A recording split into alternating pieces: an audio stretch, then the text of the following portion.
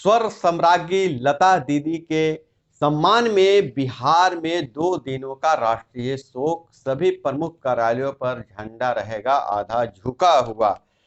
आखिरी समय में पिता की रिकॉर्डिंग सुन रही थी लता दीदी। और बिहार में पाबंदियां खत्म, मुख्यमंत्री का ऐलान, नई गाइडलाइन 13 फरवरी तक लागू, नाइट कर्फ्यू हटा। आज से स्कूल, कॉलेज, कोचिंग, धार्मिक स्थल, मॉल सब खुल गए हैं। दुकानें सामान्य रूप से खुलेंगी। शादी में 200 लोग शामिल होंगे। और लता मंगेशकर की पूरे राजकीय सम्मान से अंत्येष्टि। और वहीं खगड़िया में विसर्जन में फायरिंग, बच्चे की मौत। समग्र शिक्षा अभियान में 1417 करोड़ रुपए का हिसाब जिलों ने नहीं दिया है। और बिहार में नई पहल, बिहार में भूमि विवाद के चलते 60% हत्याएं होती हैं। इससे निपटने को नया नवादा डीएम ने बनाया ऐप, सुलझने लगे मामले। और वहीं केंद्रीय पंचायती राज मंत्री, ग्रामीण विकास और पंचायती राज मंत्री गिरिराज सिंह बोले पंचायतों का भी बनेगा मास्टर प्लान। इससे गांव के लोगों को भी आवास ऋण मिलने का रास्ता साफ हो जाएगा। और पंचायतों में बनेगी एक नई कमेटी जिसमें जीविका दीदी और ग्रामीण भी रहेंगे शामिल। व्हाट्सएप ग्रुप से मनरेगा कार्यों की होगी मॉनिटरिंग। विधान परिषद के 24 में से 23 पर राजद व 1 पर वाम दल का उम्मीदवार उतरेगा। तेजस्वी यादव, किस पार्टी को क्या फायदा, यह तो चुनाव के बाद ही पता चलेगा। बिहार प्रभारी ने मदन मोहन झा की कांग्रेस अध्यक्ष पद की मियाद 8 महीने और बढ़ाई। नेताओं को बूथ पर 1.20 लाख कार्यकर्ता तैनात करने का टास्क। दरभंगा से खबर निकल कर आ रही है, दवा गोदाम की दीवार तोड़ 2 करोड़ से अधिक की चोरी। और लता जी के यादों से पूरा देश पटा हुआ है। लोग याद कर रहे हैं लता जी जब फिल्म तीसरी कसम के गानों की रिकॉर्डिंग कर रही थी तो फणीश्वर नाथ रेणु ने कहा था, धन्य हो गई मेरी कहानी। नमस्कार, मैं हूं अभय कुमार, आप देख रहे हैं ठोक तंत्र। ठोक तंत्र का खास पेशकश सुबह सवेरे में आपका स्वागत है। सुबह सवेरे में खबर लेते हैं अखबारों के पन्नों से।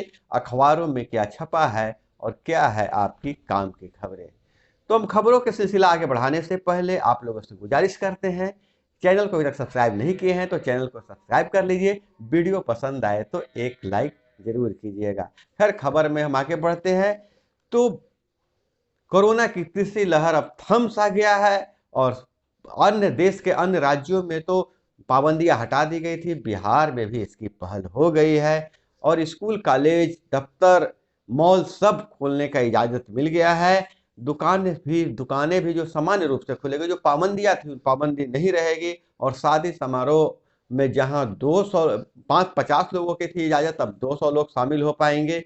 और 3 बड़ी जो राहत है कि 8वीं तक के स्कूल व कोचिंग 50% उपस्थिति में खुलेंगे। अंतिम संस्कार और श्राद्ध में 200 लोग शामिल होंगे। सिनेमा हॉल 50% क्षमता के साथ संचालित होंगे। सभी पार्क और उद्यान 6 बजे से दोपहर 2 बजे तक खुल सकेंगे, पहले पूरी तरह से बंद थे। दुकानें व प्रतिष्ठित सामान्य रूप से खुल सकेंगे, पहले रात 8 बजे से दुकानें, 8 बजे के बाद दुकानें नहीं खोलने के निवेदन था। और सरकारी दफ्तर 100% उपस्थिति के साथ खुलेंगे। नियोजन व परीक्षाएं जो है बोर्डों में परीक्षाएं आयोजित करने और संचालित करने की इजाजत मिल गई है। धार्मिक स्थल सामान्य रूप से खुलेंगे। सभा समारोह खेलकूद आयोजित किए जाएंगे। किसी तरह का खेलकूद का आयोजन, सभा समारोह, राजनीतिक जो रैलियां होती थी वो आयोजन कर सकते हैं। पार्क उद्यान 6 से 2 बजे तक खुलेंगे। शादी विवाह की जहां तक बात है, अब पूरी क्षमता के साथ लोग जाएंगे। और कहाँ कहाँ 50% की बंदी है, जहां आधे क्षमता के साथ खुलेंगे, वह सिनेमा हॉल है, रेस्टोरेंट और club, gym, swimming pool, sports complex. लेकिन टीकाकरण जरूरी है। जो भी लोग आएंगे सारे लोगों को टीकाकरण जरूरी है।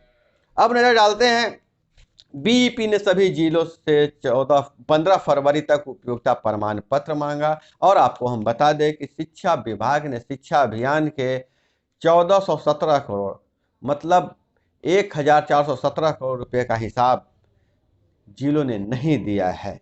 और इधर अगर हम ध्यान दें तो पंचायती राज विभाग से एक बहुत बड़ी खबर निकल कर आ रही है।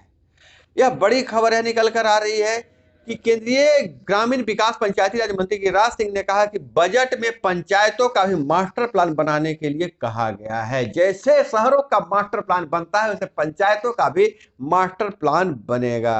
उन्होंने कहा कि मनरेगा के लिए राज्यों को पंचायत स्तर पर एक व्हाट्सएप ग्रुप बनाने का निर्देश दिया गया है, जिसमें चुनाव जीतने वाले, चुनाव हारने वाले मुखिया, एमएलए, एसपी, एमपी और जीविका दीदी को रखा जाएगा। इसमें मनरेगा में होने वाली गड़बड़ियों को तुरंत पता लगाया जा सकेगा, उस पर कार्रवाई की जाएगी। मनरेगा के लिए ब्लॉकचेन तकनीक का उपयोग किया जाएगा। और वहीं राजद ने अपने एमएलसी के लिए सारे सीटों का ऐलान कर दिया है। 23 सीटों पर राजद लड़ेगी। 10 फरवरी को राजद के राष्ट्रीय अधिवेशन के बाद बेरोजगार रैला के लिए जिलों में जाएंगे तेजस्वी। राजद जो है बेरोजगार रैला का आयोजन करेगा। और वहीं कांग्रेस में जो मदन मोहन प्रभारी जो है मदन मोहन झा की 8 महीने तक अवधि बढ़ा दी गई है और लगभग 1.25 लाख कार्यकर्ता तैनात करेंगे हर बूथों पर।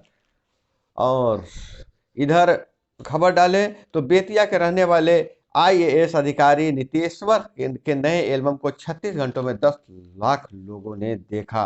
मेरे अली मेरे औला देश भर में धूम मचा रही है। और सरकार के खिलाफ सड़क पर उतरेंगे चिराग पासवान। बिहार की एनडीए सरकार के खिलाफ लोक जनशक्ति पार्टी रामविलास सड़क पर उतरेगी। रविवार को पार्टी के प्रदेश अध्यक्ष राजू तिवारी की अध्यक्षता में हुई बैठक में निर्णय लिया गया। एक तरफ रैला, बेरोजगार रैला, और एक तरफ सड़क पर चिराग पासवान। नीतीश कुमार की राह आसान होने वाली नहीं है। नीट पीजी के लिए 25 मार्च तक कर सकते हैं आवेदन। और कैब ऑपरेटरों की अब मनमानी नहीं चलेगी। कैब ऑपरेटरों को अब लाइसेंस लेना जरूरी, कानूनी मानकों के अनुसार बनाने होंगे ऐप। मोटर वाहन एग्रीमेंट स्कीम का मसौदा जारी, दिल्ली से शुरुआत। लाइसेंस नहीं लिया तो 25,000 रुपये प्रति वाहन जुर्माना। केंद्रीय कर्मचारियों का वर्क फ्रॉम होम खत्म। जो अब तक कोरोना के कारण केंद्रीय कर्मचारी अपने घर से काम कर रहे थे, वह वर्क फ्रॉम होम का जो ये है तो खत्म कर दिया है। और एक स्टडी में दावा यह किया जा रहा है कि अगर आप किसी से मदद किए जाते हैं तो उससे कॉल या वीडियो कॉन्फ्रेंसिंग के जरिए नहीं मदद मांगिए, आप खुद जाके फिजिकली रूप से मदद मांगिएगा तो मदद मिलने की ज़्यादा गुंजाइश है।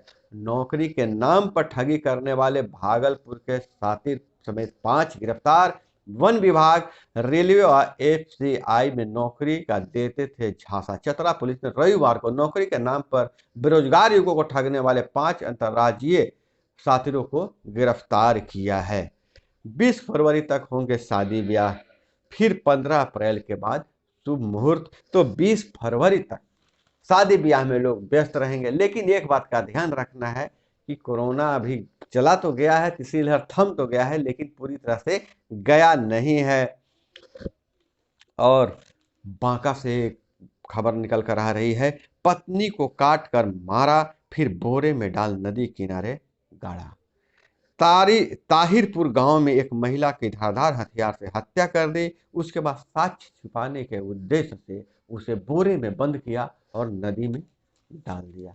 तो दोस्तों, पूरी जो अखबार है, पूरी जो खबरें हैं, हर अखबार में एक अलग से परिशिष्ट दिया गया है। सुर सम्राज्ञी लता मंगेशकर के बारे में, लता मंगेशकर के बारे में जीवनीय है, उनसे जुड़े हुए तथ्यों को बताया गया है। तो आज सारा देश 2 दिनों तक और बिहार भी शोक में डूबा हुआ रहेगा, लता मंगेशकर को याद करेगा।